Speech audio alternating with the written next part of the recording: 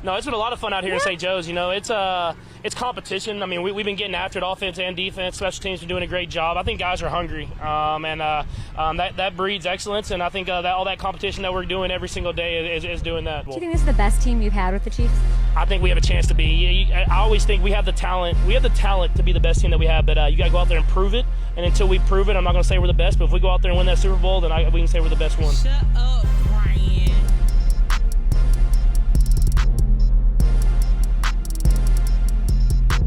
Welcome to the pod.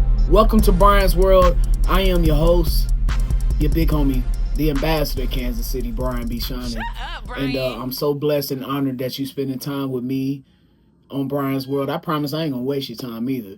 But I know and I realize that you could have been anywhere else in the world, but you're here with me.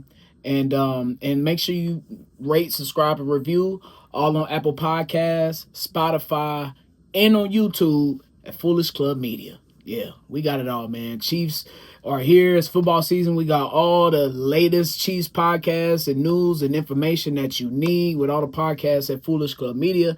And while you're at YouTube, make sure you hit the subscribe button to be Shynin so you can check out every single episode of Brian's World that drops every single Wednesday during football season. And tap into my Hustle and Shine in the Morning content, mixes, beats, and whatever else is on my mind at the Be Shining page on YouTube. This week during the pod, you'll get me my reaction to preseason game number 1 as the Chiefs lose to the Cardinals 2017. Air quotes, by the way, for everybody tapping in on the audio. On the video, we lost to the Cardinals. I got some thoughts after that. And why is Antonio Pierce at Chiefs camp? Is the Mahomes rule still going on in Vegas? I don't know. I'll explain why that is bothering me. And then Eddie Murphy, look, man, I'm going to keep it real with y'all. And he wasn't. I'll explain what that means as I discuss Eddie Murphy's Mount Rushmore movies. And then it's my birthday week.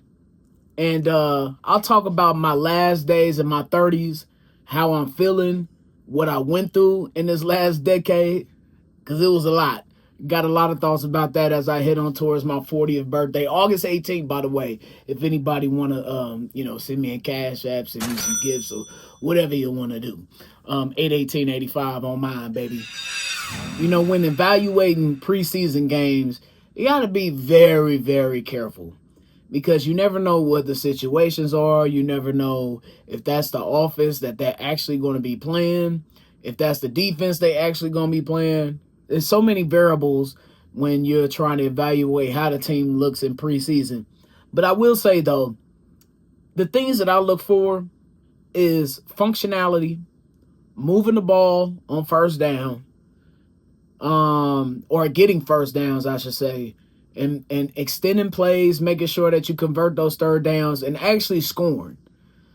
And I thought that for the most part, most of the first and second team guys, they'd accomplish a lot of that on offense. Defense, you want to see key stops, I think, on certain third downs. You don't want to see big plays. You don't want to see a lot of sloppiness either. That's a big thing too. I think a big indicator is if you can see how a team is going to be that year. If they're sloppy, if they can't get the play in and out, if they got a lot of penalties, I think things like that with the first and second team, you can really determine and see and be like, nah, that team ain't gonna be shit this year. And I didn't see very much of that from the Chiefs. You saw a lot of that from the Cardinals, especially with the opening kickoff, as the Chiefs were able to get a fumble. And look, Mahomes scored immediately. Andy Reid got his ass up out of there. And I knew, look, if you're part of Chiefs Kingdom, you already know that Andy Reid has an annual lie that he likes to tell us at the press conference, because he said last week that Patrick Mahomes will play the first quarter. Bullshit. We know that wasn't going to happen. Andy Reid took him out as soon as the Chiefs scored.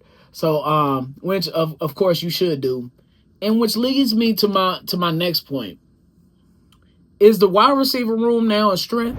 And somebody in training camp so far that has really stepped up and like, oh, that guy could be a guy this year? Yeah, I'll give you a couple. The first is Tyquan Thornton, who Patriots fans might remember. Blazing 40-yard dash a couple years ago at the Combine, was a second-round pick. Didn't really work out in New England. He joined our practice squad about halfway through last year. Didn't play in a game, but was around the coaching staff and the building. But he's at a great camp, and really, he's at a great offseason training program. He was awesome in OTAs. Again, I was like, okay, this is one thing, but can you do it with the pads on? And to his credit, he's kept it up. We'll see if he can keep it going in the preseason, and if he can earn a spot on this team, he'll have to contribute on special teams as well. But Tyquan Thornton is a big one. And another one that's kind of emerged lately is this guy named Jason Brownlee.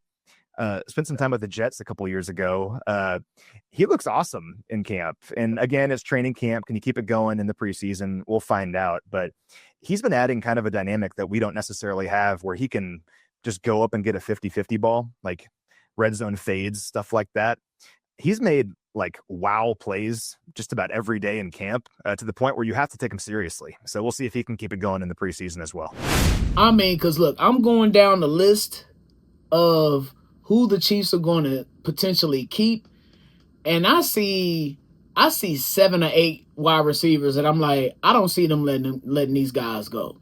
Of course, with the right suspension, there's a variable there because we're going to need somebody to fulfill his spot whenever he's going to be out during this season. But count with me. You got Rice, Worthy, Brown, Juju Smith-Schuster, Jalen Royals, along with those guys, Remigio, who had a great kick return. I thought that he was one of the guys who's like, he's on the chopping block of getting cut. I didn't see him making the team, of course, like before this weekend and what's going on. But then you got Tyquan Thornton, and Brown Lee, who caught the touchdown pass from Patrick Mahomes. So if my Northeast math is right, that's 8 wide receivers. Damn. You cut one of these guys, somebody's going to pick them up. Brown Lee, Thornton, Remigio. Somebody's going to pick them up. So I don't know if you can squeeze one of those guys on the practice squad. So I'm like, man, this wide receiver room, because last year, Lord knows it was a weakness, especially after all the injuries. But now I look at this wide receiver room, and there's going to be some tough decisions. And people in the media, local media, they keep talking about Sky Moore. I don't understand why. There's no way in hell he makes this team. Like, no way. I don't see a path. There could be 2 or 3 injuries, knock on wood, praying that doesn't happen. And Sky Moore still doesn't have a shot to make this team. But I'm loving this receiver room. Everybody has, I think everybody has a different skill set, but the size that Brownlee and Thornton bring to the room, man. To go along with the pass catchers, you look at the tight end room. Have you seen that room? Robert Tonyan against Wiley for that 3rd tight end spot, because Kelsey and Noah Gray, they got those top 2 spots. Look, I like Jared Wiley and what he could potentially bring to the offense. But Robert Tonyan? Come on now, dog. Man, I don't know, dog. Come on, man. First off, he was looking good Saturday in that preseason game. But Robert Tonyan he was balling with Aaron Rodgers and the Packers. I don't know how in the hell the Chiefs were able to get Tonyan on this team. But look for that battle to come down definitely to the last snaps in the preseason between Robert Tonyan and Jared Wiley. I doubt this team stays with 4 tight ends. It just ain't enough room, bro. It's too many talented players, and you don't want to cut none of those guys. I have my eyes on the O-line as well. Josh Simmons, he looked good as advertised. He looked solid in the limited number of snaps we saw him. Kingsley Suamataia, look, I made the video last week about how I'm cheering for him, and in the limited snaps that we saw from him, overall, keyword overall, he did fine.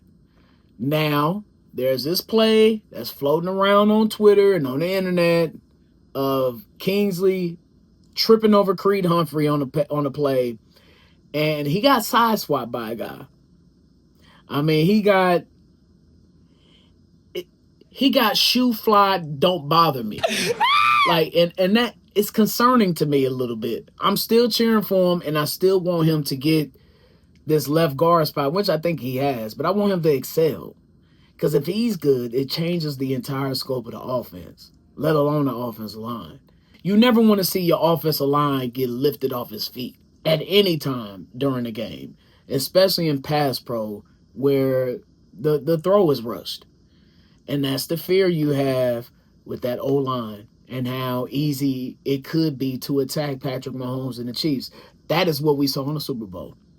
That play right there that's going around the internet with Kingsley getting sideswiped, we can't have that going forward. So, but other than that, though, solid game, good game by the O-line from what we saw. Man, look, another thing that's got me really excited that's a key to this season, Isaiah Pacheco having his burst. On that 8-9 yard gain that he had a little pep in his step.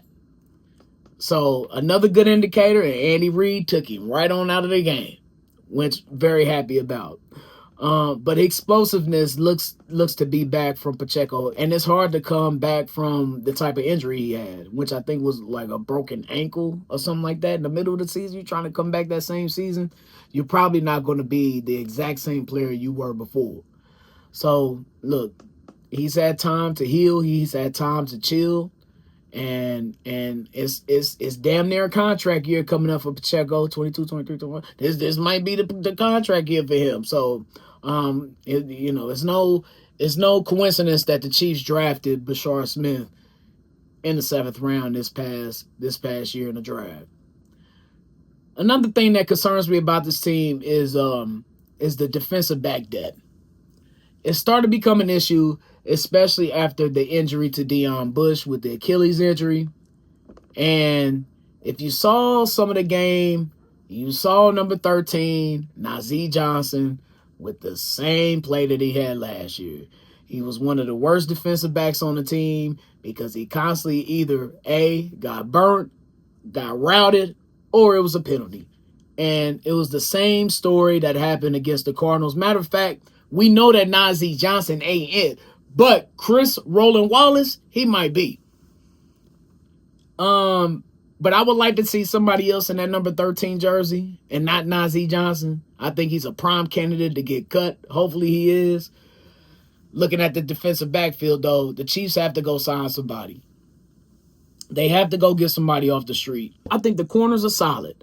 But the way that these guys play is like they're labeled defensive backs because you're going to have to interchange these guys with safety and cornerback.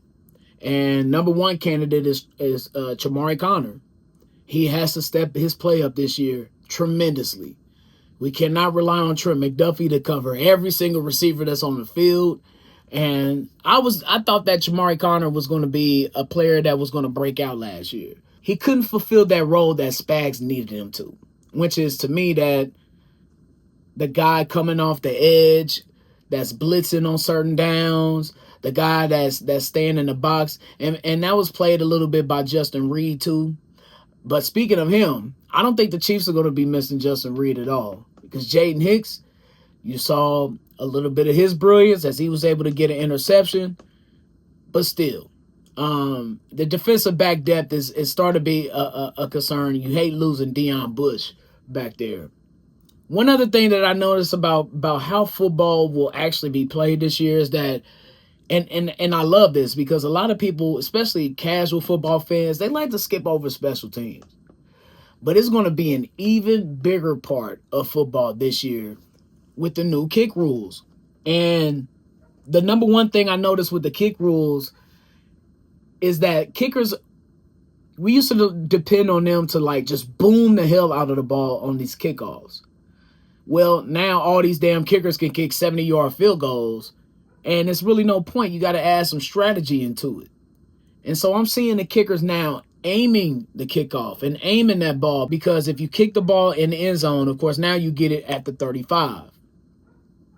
You want to try to pin them back as far as you can. So I love the strategy that's inserted into the kickoff now with these new kickoff rules and trying to aim that ball in between the goal line and the 30-yard line, you know, to try to make them return the ball. I love the fact that returns are going to be more frequent this year. We need that in special teams. We need that.